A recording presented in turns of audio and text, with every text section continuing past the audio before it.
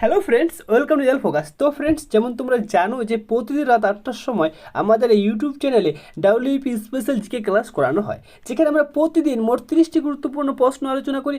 যে প্রশ্নগুলো তোমাদের এক্সামের ক্ষেত্রে ভীষণ ইম্পর্ট্যান্ট হবে, সে আবগারি পুলিশের মেন এক্সাম বলো, কনস্টেবল বা লেডি কনস্টেবল পিলি এক্সাম বলো, বা ডাব্লিউপি এসআইয়ের পিলি এক্সাম বলো না কেন, সমস্ত এক্সামের ক্ষেত্রে এই 30টি প্রশ্ন কিন্তু ভীষণ ইম্পর্ট্যান্ট হবে। দেখো ফ্রেন্ডস, আজকে হচ্ছে ক্লাস নাম্বার 31, আর 1 থেকে 30 অবধি আমরা সমস্ত ক্লাসগুলো অলরেডি পাবলিশ করেছি।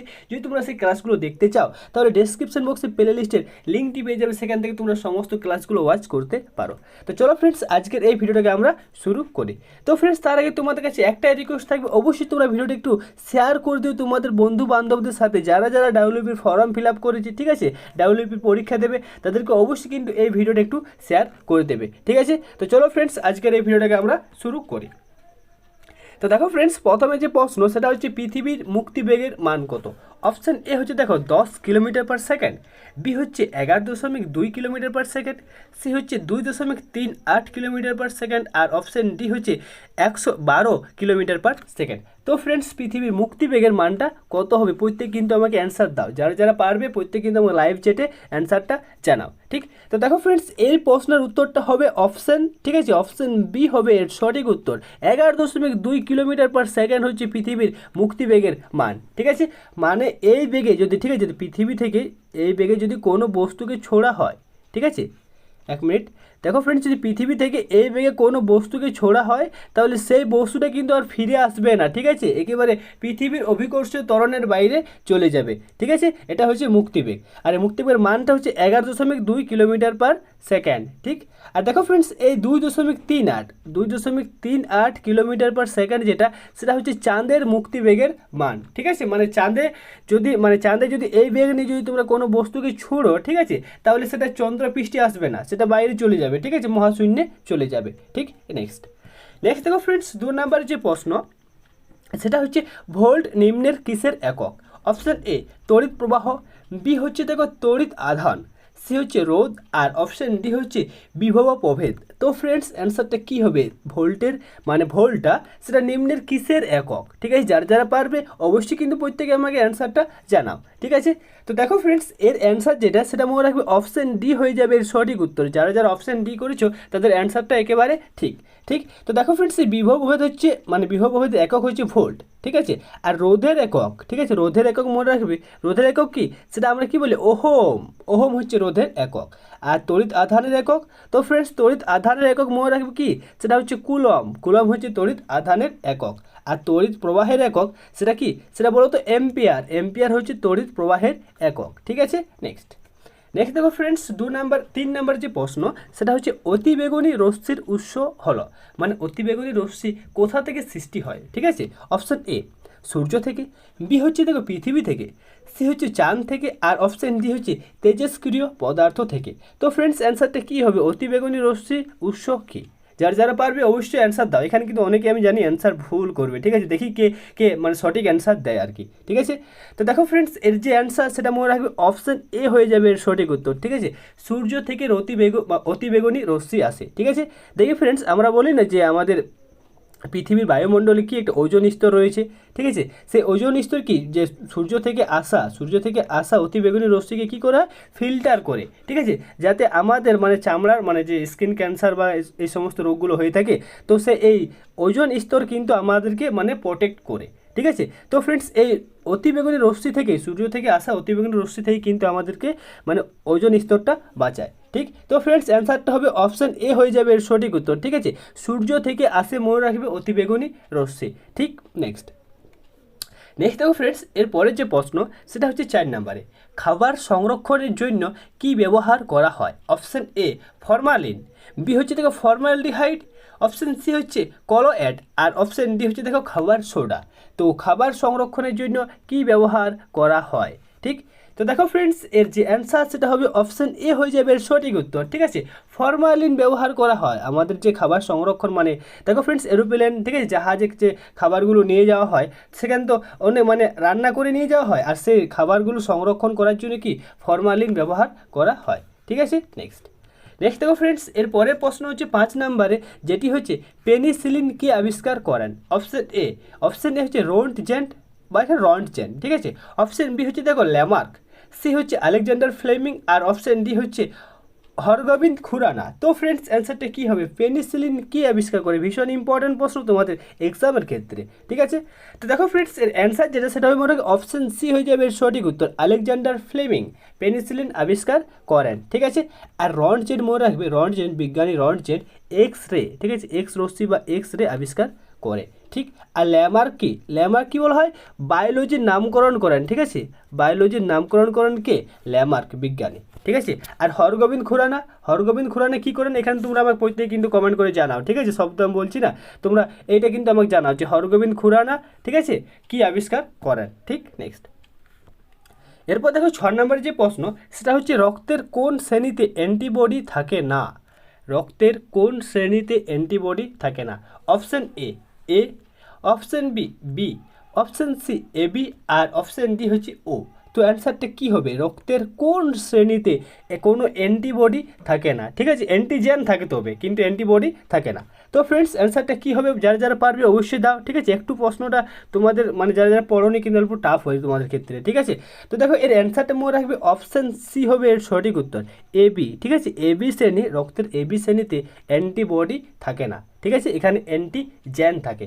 আর মনে রাখবে, ঠিক আছে, ওতে ব্লাড গ্রুপ ওতে অ্যান্টিবডি থাকে, ঠিক, এখানে কিন্তু অ্যান্টিজেন থাকে না। এই ওতে, ঠিক আছে, অ্যান্টিবডি থাকে কিন্তু অ্যান্টিজেন থাকে না। আর এবিতে মনে রাখবে, এবিতে কি অ্যান্টিবডি থাকে না আর অ্যান্টিজেন থাকে, ঠিক। এই দুটো কিন্তু ভালোভাবে মনে রাখবে, কারণ তোমাদের এক্সামে প্রশ্ন দেয়, আগের মতো আর প্রশ্ন দেয় না যে তোমাদের বলো তো কোন মানে কোন গ্রুপটা হচ্ছে সর্বজনীন দাতা গ্রুপ আর কোনটা হচ্ছে সর্বজনীন গ্রাহিতা, এরকম প্রশ্ন দেয় না। এখন কিন্তু একটু টাফ লেভেলের প্রশ্ন দেয়, কারণ কম্পিটিশন লেভেলটা দিনের পর দিন যে হারে বাড়ছে, ঠিক আছে, প্রশ্ন অল্প টাফ হবে কি তোমাদের এক্সামের ক্ষেত্রে, ঠিক। তো ফ্রেন্ডস তোমরা বলো তাহলে সর্বজনীন দাতাকে কি বলা হয়? ওকে বলা হয়, আর সর্বজনীন গ্রাহিতা এবিকে বলা হয়, ঠিক আছে। এটা তোমরা সবাই জানো, এটা বলার কোনো বিষয় নেই, ঠিক। নেক্সট দেখো ফ্রেন্ডস 7 নম্বরের যে প্রশ্ন সেটা হচ্ছে দেখো আরবিসি জীবনকাল কতদিন? অপশান এ 220 দিন, বি হচ্ছে দেখো 120 দিন, সি হচ্ছে দেখো 102 দিন, আর অপশান ডি হচ্ছে 5 থেকে 7 দিন। তো আরবিসির জীবনকাল যেটা সেটা কত দিন? তো ফ্রেন্ডস যারা যারা পারবে অবশ্যই অ্যান্সারটা দাও। তো আরবিসির ফুল ফর্ম কী হচ্ছে বলো তো? রেড ব্লাড সেল, ঠিক আছে। তো দেখো এর জীবনকাল যেটা হচ্ছে সেটা হচ্ছে 120 দিন, ঠিক আছে, 120 দিন হচ্ছে আরবিসির জীবনকাল। আর দেখো ফ্রেন্ডস সেখান থেকে আরেকটা প্রশ্ন দেয় যে আরবিসির মধ্যে কিন্তু নিউক্লিয়াস পাওয়া যায় না, এটা কিন্তু মাথায় রাখবে, আরবিসির মধ্যে কোনো নিউক্লিয়াস পাওয়া যায় না, ঠিক। তাই একে বলা হয় কি, একে একে দেখবে একে কিন্তু বলা হয় না, কি বলে, কোষ বলা হয় না, ঠিক আছে। একে কি বলা হয়? একে বলা হয় কণিকা বা এরকম কিছু একটা বলা হয় আর কি, ঠিক আছে। তো আরবিসির মধ্যে মনে রাখবে নিউক্লিয়াস পাওয়া যায় না, আর আরবিসির জীবনকাল সেটা হচ্ছে 120 দিন। তো দেখো ফ্রেন্ডস ডাব্লিউবিসির জীবনকাল যেটা সেটা তোমরা কমেন্ট করে জানাও, আমি এখানে তোমাদেরকে বলে দিচ্ছি অণুচক্রিকার যে জীবনকাল, ঠিক আছে, সেটা হচ্ছে 5 থেকে 7 দিন বা 9 দিন, ঠিক। আর ডাব্লিউবিসির জীবনকাল যেটা সেটা আমাকে তোমরা প্রত্যেকে কমেন্ট করে জানাও, ঠিক। নেক্সট, এরপর দেখো ফ্রেন্ডস 8 নম্বর প্রশ্ন যেটা সেটা হচ্ছে তামাক গাছের নিম্নের কোন উপখাতটি পাওয়া যায়? অপশান এ রেসারপিন, বি হচ্ছে দেখো কুইনাইন, সি হচ্ছে মরফিন, আর অপশান ডি হচ্ছে নিকোটিন। তো অ্যান্সারটা কী হবে? তামাক গাছের নিম্নের কোন উপখাতটা পাওয়া যায়? প্রত্যেকে অ্যান্সার জানাও ফ্রেন্ডস, যারা যারা ভিডিওটা দেখছো, ঠিক আছে। তো দেখো এর যে অ্যান্সার সেটা মনে রাখবে অপশান ডি হবে এর সঠিক উত্তর, নিকোটিন পাওয়া যায় তামাক গাছের নিম্নের উপকার বলতে নিকোটিন উপকারটা পাওয়া যায় তামাক গাছেতে, ঠিক। তো ফ্রেন্ডস আমরা বিস্তারিত দেখে নেব। তো মনে রাখবে রেসারপিন যে উপকারটা সেটা সর্পগন্ধা গাছের মূলে পাওয়া যায়, ঠিক আছে। আর কুইনাইন যেটা সেটা সিঙ্গেকোনা, দেখো ফ্রেন্ডস সিঙ্গেকোনা গাছের ছালে পাওয়া যায়, ঠিক আছে। আর মরফিন যেটা সেটা মনে রাখবে আফিং গাছের ফুল ও ফলের মধ্যে এই উপকারটা পাওয়া যায়, ঠিক। তো দেখো ফ্রেন্ডস এখান থেকে তোমাদের প্রশ্ন করে যে মানে এই যে রেসারপিন যেটা উপকারটা সেটা কোথা থেকে পাওয়া যায়, ঠিক আছে, আর এর কাজ কী, মানে এর গুরুত্ব কী, ঠিক আছে, এগুলো কিন্তু তোমাদের এক্সামে এইভাবে প্রশ্ন দেয় যে রেসারপিনের গুরুত্ব কী, ঠিক। নেক্সট দেখে দেখো ফ্রেন্ডস আচ্ছা তার আগে আমরা দেখে নেব নিকোটিন তো বললাম, ঠিক আছে, তামাক গাছের পাতাতে পাওয়া যায়। এরপরে প্রশ্ন দেখো 9 নাম্বার যেটা হচ্ছে পৃথিবীর উচ্চতম বাঁধের নাম কি? অপশান এ হচ্ছে দেখো ভাকরা নাঙ্গাল বাঁধ, বি হচ্ছে দেখো হীরাকুদ বাঁধ, সি হচ্ছে সুয়েজ খাল, আর অপশান ডি হচ্ছে উপরের কোনোটিই নয়। তো ফ্রেন্ডস পৃথিবীর উচ্চতম বাঁধের নাম কি? দেখো ফ্রেন্ডস, মনে রাখে পৃথিবীর উচ্চতম বাঁধ যদি বলা হয় সেক্ষেত্রে মনে রাখে ভাকরা নাঙ্গাল বাঁধ, অপশান এ, ঠিক আছে। আর যদি বলা হয় পৃথিবীর দীর্ঘতম বাঁধের নাম, সেটা হবে অপশান বি, হীরাকুদ বাঁধ হচ্ছে পৃথিবীর দীর্ঘতম বাঁধ, আর পৃথিবীর উচ্চতম বাঁধ হচ্ছে ভাকরা নাঙ্গাল বাঁধ। অবশ্যই দুটো মনে রাখবে, ঠিক আছে, কারণ এই মানে বাঁধ থেকে প্রশ্ন করলে কিন্তু এই দুটোর মধ্যে প্রায় প্রশ্ন করবে, ঠিক আছে। তো উচ্চতম বাঁধ হচ্ছে অপশান এ ভাকরা নাঙ্গাল, আর যদি বলা হয় দীর্ঘতম সেটা হবে হীরাকুদ বাঁধ, ঠিক আছে। নেক্সট, এরপর দেখো 10 নম্বরে যে প্রশ্ন সেটা হচ্ছে পৃথিবীর বৃহত্তম জাদুঘর, পৃথিবীর বৃহত্তম জাদুঘরের নাম কি? অপশান এ মুম্বাই জাদুঘর, বি হচ্ছে দিল্লি জাদুঘর, সি হচ্ছে কলকাতা জাদুঘর, আর অপশান ডি হচ্ছে ভারতীয় জাদুঘর। তো ফ্রেন্ডস, অ্যান্সারটা কী হবে? পৃথিবীর বৃহত্তম জাদুঘরের নাম কি? এর অ্যান্সার যেটা সেটা হবে অপশান ডি, ঠিক আছে। ভারতীয় জাদুঘর যেটা সেটা হচ্ছে পৃথিবীর বৃহত্তম জাদুঘর। আর এই ভারতীয় জাদুঘরটা কোথায় রয়েছে? মনে রাখবে এটা কলকাতাতে আছে, ঠিক আছে, ভারতীয় জাদুঘর। নেক্সট, এরপর দেখো ফ্রেন্ডস 11 নম্বর যে প্রশ্ন সেটা হচ্ছে বাগানের শহর কাকে বলে? ভীষণ ইম্পর্টেন্ট প্রশ্ন।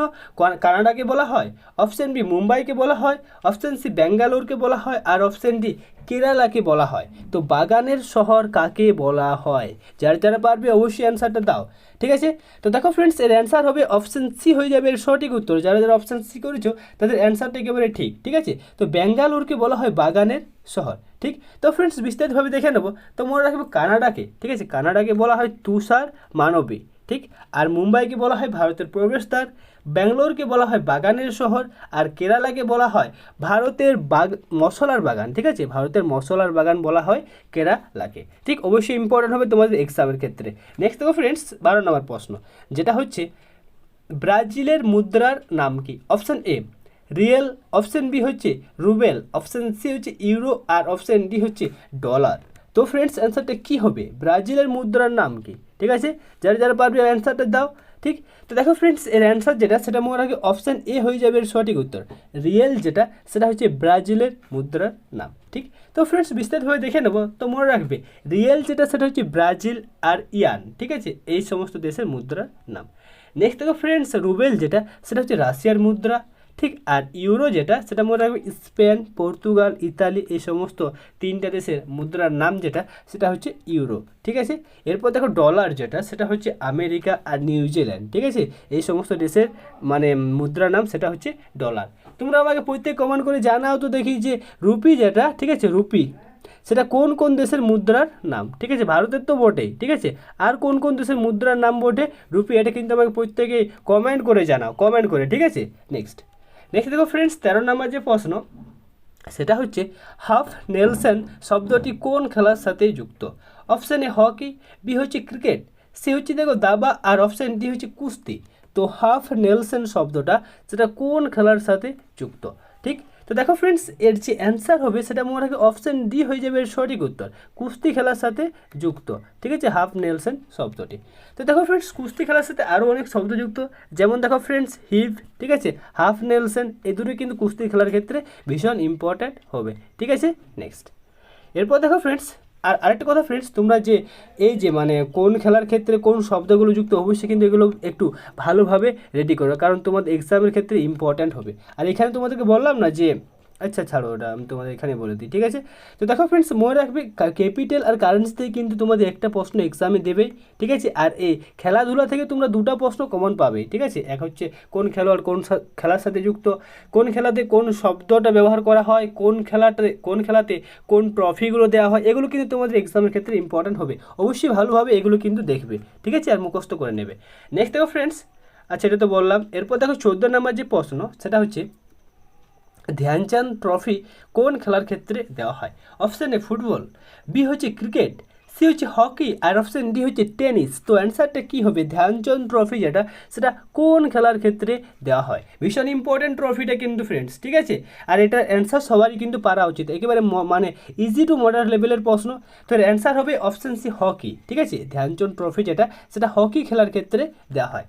দেখো ফ্রেন্ডস, হকি খেলার ক্ষেত্রে আরও অনেক গুরুত্বপূর্ণ কাপগুলো দেওয়া হয়, যেমন মনে রাখবে আগা খান কাপ, ঠিক আছে, Clark trophy, Indira Gandhi trophy, ঠিক আছে, নেহরু ট্রফি, তারপর রয়েছে ওয়েলিংটন কাপ আর বেটন কাপ। তো এই সমস্ত ট্রফিগুলো কিন্তু কিসের ক্ষেত্রে দেওয়া হয়? হকি খেলার ক্ষেত্রে দেওয়া হয়। এইভাবে ফ্রেন্ডস মনে রাখবে ফুটবল খেলার ক্ষেত্রে, ক্রিকেট খেলার ক্ষেত্রে, টেনিস খেলার ক্ষেত্রে, মানে যে সমস্ত খেলাগুলো রয়েছে প্রত্যেকটি খেলার ক্ষেত্রে যে সমস্ত গুরুত্বপূর্ণ কাপগুলো দেওয়া হয় অবশ্যই নোট করে পর মুখস্থ করবে। ঠিক আছে, নেক্সট দেখো ফ্রেন্ডস 15 নম্বর যে প্রশ্ন সেটা হচ্ছে ভূমিকম্পের দেশ কাকে বলে? অপশন এ বাংলাদেশকে, অপশন বি চীন, সি হচ্ছে জাপান, অপশন সি হচ্ছে তিব্বত। তো অ্যান্সারটা কী হবে? ভূমিকম্পের দেশ কাকে বলে? সবারই অ্যান্সারটা পারা উচিত, একেবারে মডারেট, ইজি টু মডারেট লেভেলের প্রশ্ন। ঠিক, তো দেখো ফ্রেন্ডস এর যে অ্যান্সার সেটা হবে অপশন সি। ঠিক আছে, জাপান, জাপানকে বলা হয় ভূমিকম্পের দেশ। ঠিক আছে, নেক্সট এর পরের প্রশ্ন যেটা সেটা হচ্ছে স্বরাজ দলের সভাপতি কে ছিলেন? Option A Chittaranjan Das, B হচ্ছে মতিলাল নেহরু, সি হচ্ছে দেখো ফ্রেন্ডস জওহরলাল নেহরু, আর অপশন ডি হচ্ছে উপরের কোনোটি নয়। তো মনে রাখবে স্বরাজ দলের সভাপতি ছিলেন, ঠিক আছে, অপশন এ হবে এর সঠিক উত্তর। চিত্তরঞ্জন দাস হচ্ছে স্বরাজ দলের সভাপতি। ঠিক আছে, নেক্সট এরপরে দেখো 17 নম্বর যে প্রশ্ন সেটা হচ্ছে দিল্লির জামা মসজিদ কে নির্মাণ করেন? অপশন এ আকবর, বি হচ্ছে জাহাঙ্গীর, সি হচ্ছে শাহজাহান, আর অপশন ডি হচ্ছে অরঙ্গজেব। তো অ্যান্সারটা কী হবে? দিল্লির জামা মসজিদ কে নির্মাণ করেন? ঠিক, তো দেখো ফ্রেন্ডস এর যে অ্যান্সার হবে মনে রাখবে অপশন সি হয়ে যাবে এর সঠিক উত্তর। দিল্লির জামা মসজিদ শাহজাহান নির্মাণ করেন। ঠিক আছে, আর শাহজাহানের সমাধিস্থলের নাম কি? সেটা হচ্ছে কি বলতো, তাজমহল হচ্ছে শাহজাহানের সমাধিস্থলের নাম। আর জাহাঙ্গীরের সমাধিস্থল কি? এটা হচ্ছে লাহোর হচ্ছে জাহাঙ্গীরের সমাধিস্থলের নাম। ঠিক আছে, নেক্সট দেখো ফ্রেন্ডস 18 নম্বর যে প্রশ্ন সেটা হচ্ছে তুঘলক বংশের শেষ রাজার নাম কি?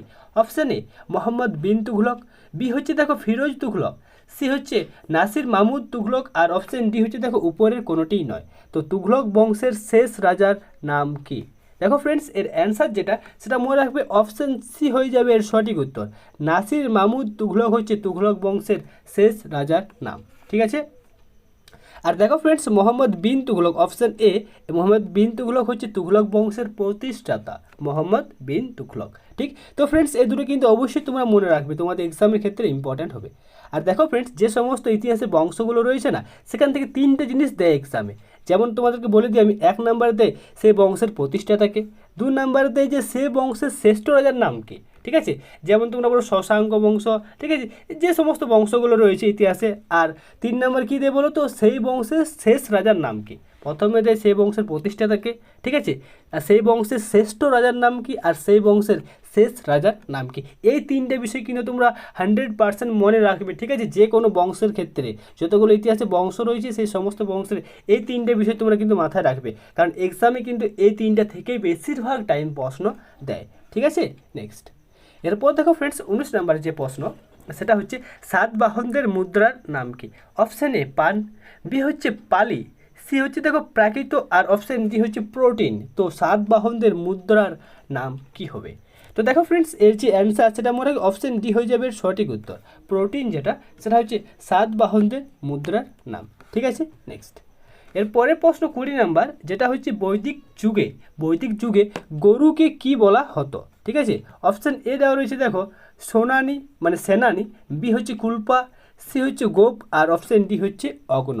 তো ফ্রেন্ডসের অ্যান্সারটা কিন্তু তোমার সবারই পারা উচিত। ঠিক আছে, তো দেখো ফ্রেন্ডস এর অ্যান্সার মনে রাখবে অপশান ডি হয়ে যাবে সঠিক উত্তর। বৈদিক যুগে মনে রাখবে গরুকে বলা হতো অগ্ন। ঠিক আছে, আর সেনাপতিকে বলা হতো সেনানি। ঠিক আছে, কুলপা কাদের বলা হতো? কুলের বা পরিবারের প্রধানকে বলা হতো কুলপা। ঠিক আছে, আর গোপ কাদের বলা হতো? এটা তোমরা আমাকে অ্যান্সারটা জানাও। ঠিক আছে, গোপ কাদের বলা হতো, কারণ আমার এটা ঠিকঠাক মনে পড়ছে না এখন, না হলে আমি তোমাদেরকে বলে দিতাম। ঠিক আছে, তো তোমরা যদি কেউ পারো অবশ্যই কিন্তু আমাকে কমেন্ট করে জানাবে। ঠিক আছে, এর অ্যান্সারটা। ঠিক, নেক্সট কারণ দেখো ফ্রেন্ডস তোমরা যারা কমেন্ট করো, ঠিক আছে, তাদের কমেন্ট অনেক ছেলেমেয়ে কিন্তু পড়ে। ঠিক আছে, তো সেখান থেকে মানে সেই ছেলেমেয়ে কিন্তু এই অ্যান্সারটা জানতে পেরে যাবে। ঠিক আছে, তো তোমরা ফ্রেন্ডস অবশ্যই কমেন্ট করে অ্যান্সারটা জানাবে। ঠিক, নেক্সট দেখো ফ্রেন্ডস এর পরের প্রশ্ন যেটা হচ্ছে জৈন ধর্মের ধর্মগ্রন্থ কি ভাষায় লেখা? অপশান এ দেখো ফ্রেন্ডস পালি ভাষায় লেখা, বি হচ্ছে প্রাকৃত ভাষায় লেখা, অপশান সি হচ্ছে সংস্কৃত ভাষায় লেখা, আর অপশান ডি হচ্ছে উপরের কোনোটি নয়। তো ফ্রেন্ডস জৈন ধর্মের ধর্মগ্রন্থ কি ভাষায় লেখা? অ্যান্সারটা কি হবে? তো ফ্রেন্ডস মনে রাখবে জৈন ধর্মের ধর্মগ্রন্থ যেটা সেটা প্রাকৃত ভাষায় লেখা। কি ভাষায় লেখা? প্রাকৃত ভাষায় লেখা। অপশন বি হবে এর সঠিক উত্তর। দেখো ফ্রেন্ডস, মনে রাখবে বৌদ্ধ ধর্মের মানে বৌদ্ধ ধর্মের যে ধর্মগ্রন্থ সেটার নাম ত্রিপিটক, আর ত্রিপিটক যেটা সেটা পালি ভাষায় লেখা। এইভাবে দেখো ফ্রেন্ডস, জৈন ধর্মের ধর্মগ্রন্থ হচ্ছে কি বলতো, দ্বাদশ অঙ্গ, আর এই দ্বাদশ অঙ্গটা মনে রাখবে প্রাকৃত ভাষায় লেখা। ঠিক আছে। দেখো ফ্রেন্ডস, আমার কিন্তু অনেকেই মানে এমন দু চারটে ছেলে মেয়ে আছে, ঠিক আছে, যারা কিন্তু অনেকে মানে কমেন্ট করে জানা মানে বলে যে দাদা তুমি ভুলভাল পড়াও, ঠিক আছে, ক্লাস বন্ধ করে দাও। তো দেখো ফ্রেন্ডস, আমি তোমাদেরকে বলছি যে তোমরা সেই ভুলভালগুলোকে, ঠিক আছে, ইগনোর করে সেটা কিন্তু কমেন্টে একটা ভালোভাবে মানে রিপ্লাই দিয়ে দাও যে যেমন দেখো জৈন ধর্মের ধর্মগ্রন্থের নাম হলো দাদা এটা তুমি ভুল বলেছিলে, এর অ্যান্সারটা হবে, ঠিক আছে, এর অ্যান্সারটা হবে প্রাকৃত। ঠিক এইভাবে তোমরা বলে দাও। স্যার তোমরা উল্টাপাল্টা মানে কমেন্ট করো, ঠিক আছে, সেগুলো কিন্তু ভালো লাগে না। ঠিক। আর দেখো ফ্রেন্ডস, তোমরা যদি চাও যে ক্লাসটা বন্ধ করে দিতে, তো কিন্তু ক্লাসটা বন্ধ করে দিতে পারি আমি, ঠিক আছে। তো ফ্রেন্ডস, আমি কিন্তু ক্লাসটা মানে আমি নিঃস্বার্থভাবে করাচ্ছি, ঠিক আছে, তোমাদের জন্য প্রতিদিন রাত 8টার সময় 30টি প্রশ্ন, আর সমস্ত প্রশ্ন কিন্তু লুসেন্টের জিকে বই থেকে মানে নেওয়া হচ্ছে। তো ফ্রেন্ডস, তোমাদের এক্সামের ক্ষেত্রে এই ভিডিওটি কিন্তু ভীষণ ইম্পর্টেন্ট হবে। তোমরা কিন্তু এখন ভিডিওটা বুঝছো না, ঠিক আছে, তবে এক সময় হবে যে পরীক্ষার সময়, সেই সময় কিন্তু ঠিক বুঝতে পারবে, পরীক্ষার জাস্ট কিছুদিন আগে। ঠিক। তো ফ্রেন্ডস, নেক্সট প্রশ্ন দেখো, আজকে মনে হয় একটু বেশি বলে ফেললাম, ঠিক আছে। এরপর দেখো 22 নম্বর প্রশ্ন যেটা, সেটা হচ্ছে দেখো ভারতের সর্বপ্রথম কার্যকর নদী পরিকল্পনাটির নাম কি? অপশন এ দেখো মহানদী পরিকল্পনা, বি হচ্ছে দেখো দামোদর নদী পরিকল্পনা, আর অপশন সি হচ্ছে ময়ূরাক্ষী নদী পরিকল্পনা, আর অপশন ডি হচ্ছে তুঙ্গভদ্রা নদী পরিকল্পনা। তো ফ্রেন্ডস, ভারতের সর্বপ্রথম কার্যকর নদী পরিকল্পনাটির নাম, এর অ্যান্সারটি হবে, যার পারবে এর অ্যান্সারটি তোমরা জানাও, ঠিক আছে, কারণ মানে এই প্রশ্নটি কিন্তু একটু তোমাদের টাফ লেভেলের রয়েছে যে ভারতের সর্বপ্রথম কার্যকর নদী পরিকল্পনার নাম কি। তো দেখো ফ্রেন্ডস, এর অ্যান্সার হবে অপশন বি, ঠিক আছে, দামোদর নদী পরিকল্পনা হচ্ছে ভারতের সর্বপ্রথম মানে কার্যকর যে নদী পরিকল্পনা, সেটা হচ্ছে দামোদর নদী পরিকল্পনা, ঠিক আছে, এটাকে বলা হয় ডিভিসি, ঠিক আছে। নেক্সট দেখো ফ্রেন্ডস, এরপরের যে প্রশ্ন, আর দেখো ফ্রেন্ডস, এই ডিভিসির ফুল ফর্ম সেটা আমি তোমাদেরকে বলে দিই, ঠিক আছে। ডিভিসির ফুল ফর্ম হচ্ছে দামোদর ভ্যালি কর্পোরেশন, ঠিক আছে, দামোদর ভ্যালি কর্পোরেশন। আর ভারতের সর্বপ্রথম কার্যকর নদী পরিকল্পনা যেটা, সেটা হচ্ছে এই ডিভিসি মানে দামোদর নদী পরিকল্পনা, ঠিক আছে। নেক্সট এরপর দেখো ফ্রেন্ডস, 23 নম্বর যে প্রশ্ন, সেটা হচ্ছে কপিলধারা জলপ্রপাত কোন নদীর উপর আছে? অপশান এ সোন নদীর উপর আছে, বি হচ্ছে চম্বল নদীর উপর আছে, সি হচ্ছে নর্মদা নদীর উপর আছে, আর অপশান ডি হচ্ছে কৃষ্ণা নদীর উপর আছে। তো অ্যান্সারটা কী হবে? কপিলধারা জলপ্রপাত কোন নদীর উপর আছে? যারা পারবে অবশ্যই অ্যান্সারটা জানাও। তো দেখো ফ্রেন্ডস, এর যে অ্যান্সার সেটা মনে হয় অপশান সি হয়ে যাবে এর সঠিক উত্তর। নর্মদা নদীর উপর আছে কপিলধারা জলপ্রপাতটা, ঠিক আছে। নেক্সট এরপর দেখো ফ্রেন্ডস, 24 নম্বরের যে প্রশ্ন, সেটা হচ্ছে সংবিধানের জনক কাকে বলে? Option A Jawaharlal Nehru, B হচ্ছে রাজেন্দ্র প্রসাদ, সি হচ্ছে বি.আর. আম্বেদকর, আর অপশান ডি হচ্ছে রাখাল দাস বন্দ্যোপাধ্যায়। তো ফ্রেন্ডস, ইম্পর্ট্যান্ট প্রশ্ন, তোমাদের এক্সামের ক্ষেত্রে অবশ্যই অ্যান্সারটা জানাও। তো দেখো এর যে অ্যান্সার সেটা হবে অপশান সি, তোমরা অনেকেই পারবে, অপশান সি হবে এর সঠিক উত্তর। সংবিধানের জনক বলা হয় ডক্টর বি.আর. আম্বেদকরকে, ঠিক আছে। আর ফ্রেন্ডস, মনে রাখবে বি.আর. আম্বেদকর ছিলেন খসড়া কমিটির সভাপতি বা চেয়ারম্যান, ঠিক আছে। এরপর দেখো ফ্রেন্ডস, নেক্সট প্রশ্ন যেটা, সেটা হচ্ছে দেখো 25 নম্বরে, সেটা হচ্ছে রাজ্যপাল হতে হলে কমপক্ষে বয়স কত লাগবে? অপশান এ 20 বছর, বি দেখো 25 বছর, সি হচ্ছে দেখো সিও 25 বছর, আর অপশান ডি যে 35 বছর। তো ফ্রেন্ডস, রাজ্যপাল হতে হলে কমপক্ষে কত বছর বয়স লাগবে? তো দেখো ফ্রেন্ডস, অ্যান্সার মোট অপশান ডি হয়ে যাবে সঠিক উত্তর। 35 বছর বয়স লাগবে ভারতের রাজ্যপাল বা তোমরা রাষ্ট্রপতি, মানে যে কোনো ক্ষেত্রে রাজ্যপাল বা রাষ্ট্রপতির ক্ষেত্রে মনে রাখবে 35 বছর বয়স লাগবে, ঠিক। আর মুখ্যমন্ত্রী আর প্রধানমন্ত্রীর ক্ষেত্রে 25 বছর বয়স লাগবে, ঠিক আছে। নেক্সট দেখো ফ্রেন্ডস, এরপরে প্রশ্ন যেটা হচ্ছে হাইকোর্টের বিচারপতিদের কার্যকালের মেয়াদ কত বছর? অপশান এ 60 বছর, বি হচ্ছে 62 বছর, সি হচ্ছে 65 বছর, আর ডি হচ্ছে কোনো মেয়াদকাল নেই। তো হাইকোর্টের বিচারপতিদের মেয়াদকাল কত বছর, মানে কত বছর তারা সেই পদে মানে থেকে পর কাজ করতে পারবে, ঠিক আছে। তো দেখো এর যে অ্যান্সার সেটা হবে অপশান বি হয়ে যাবে সঠিক উত্তর, ঠিক আছে। 62 বছর বয়স হচ্ছে হাইকোর্টের বিচারপতিদের কার্যকালের মেয়াদ, ঠিক আছে। আর 65 বছর বয়স সেটা মনে রাখবে সুপ্রিম কোর্টের বিচারপতিদের কার্যকালের মেয়াদ হচ্ছে 65 বছর। হাইকোর্টের ক্ষেত্রে মনে রাখবে 62 বছর, ঠিক আছে। নেক্সট এরপরের প্রশ্ন দেখো 27 নাম্বার, যেটা হচ্ছে সংবিধান সংশোধন বিষয়টি কোন দেশের সংবিধান থেকে নেওয়া হয়? তো এর অ্যান্সার কী হবে? অপশান এ দেওয়া রয়েছে দেখো আমেরিকা, বি হচ্ছে ব্রিটেন, সি হচ্ছে দক্ষিণ আফ্রিকা, আর অপশান ডি হচ্ছে আয়ারল্যান্ড। তো সংবিধান সংশোধন বিষয়টা সেটা সংবিধানের মানে কোন দেশ থেকে এই বিষয়টা নেওয়া হয় আর কি, ঠিক আছে। তো দেখো ফ্রেন্ডস, এর অ্যান্সার মোর হবে অপশান সি হয়ে যাবে সঠিক উত্তর। দক্ষিণ আফ্রিকা থেকে নেওয়া হয় সংবিধান সংশোধন বিষয়টা। ঠিক, আমেরিকা থেকে কী নেওয়া হয়? মৌলিক অধিকার। ঠিক আছে, মৌলিক অধিকার যে বিষয়টা সেটা আমেরিকা থেকে নেওয়া হয়। এক নাগরিকত্ব যে বিষয়টা সেটা ব্রিটেন থেকে নেওয়া হয়। আর আয়ারল্যান্ড থেকে কী নেওয়া হয়? ডিপিএসপি। ঠিক আছে, ডিপিএসপি বা নির্দেশমূলক নীতি যেটা সেটা আয়ারল্যান্ডের সংবিধান থেকে নেওয়া হয়। দেখো ফ্রেন্ডস, আরেকটি কথা আমি তোমাদেরকে বলে দিই যে মৌলিক অধিকার সেটা নেওয়া হয় আমেরিকা থেকে, আর মৌলিক কর্তব্য যে বিষয়টা সেটা নেওয়া হয় রাশিয়া থেকে। ঠিক আছে, এগুলো কিন্তু মাথায় রাখবে। নেক্সট দেখো ফ্রেন্ডস, এর পরের যে প্রশ্ন সেটা হচ্ছে জাতীয় ক্যালেন্ডারের এক বছরে কটি দিন থাকে? আমাদের যে ভারতীয় ক্যালেন্ডার মানে জাতীয় ক্যালেন্ডার, সেখানে এক বছরে কটি দিন থাকে? অপশান এ হচ্ছে 360টা, বি হচ্ছে 365টা, সি হচ্ছে 366টা, আর অপশান ডি হচ্ছে 180টা। তো আমাদের ভারতের জাতীয় ক্যালেন্ডারে এক বছরে কটা দিন থাকে? তো ফ্রেন্ডস, এর যে অ্যান্সার সেটা মোর আগে অপশান বি হবে এর সঠিক উত্তর। ঠিক আছে, মোট 365টা দিনেই থাকে। ঠিক আছে, কিন্তু আমাদের জাতীয় ক্যালেন্ডারে যে মানে প্রথম দিনটা মোর রাখবে 1 চৈত্র। ঠিক আছে, 1 চৈত্র থেকে কিন্তু এই দিনটা শুরু হয়। ঠিক আছে, নেক্সট এর পরে প্রশ্ন দেখো, সেটা হচ্ছে 29 নাম্বার, যেটা হচ্ছে বর্তমানে পশ্চিমবঙ্গের বিধানসভার মোট সদস্য সংখ্যা কত? অপশান এ 295টি, বি হচ্ছে 238টি, সি হচ্ছে দেখো 280টি, আর অপশান ডি হচ্ছে 210টি। তো বর্তমানে পশ্চিমবঙ্গের বিধানসভার মোট সদস্য সংখ্যা কত? ঠিক আছে, একটু আগে মানে এই কিছুদিন আগে বিধানসভার ভোটটা পার হলো, তাহলে কিন্তু এর মানে এর অ্যান্সারে কিন্তু আমাদের সবারই কিন্তু পারা উচিত। ঠিক আছে, তো দেখো ফ্রেন্ডস, এর যে অ্যান্সার হবে অপশান এ 295টা হচ্ছে বিধানসভার সিট। ঠিক আছে, আমাদের পশ্চিমবঙ্গের 295টা হচ্ছে বিধানসভার আসন সংখ্যা বা সিট। নেক্সট এরপরে দেখো ফ্রেন্ডস, আর আজকের ভিডিওর শেষ প্রশ্ন যেটা সেটা হচ্ছে 30 নম্বর প্রশ্ন, যেটা হচ্ছে সরকারি গাণিতিক কমিটি কতজন সদস্য নিয়ে গঠিত?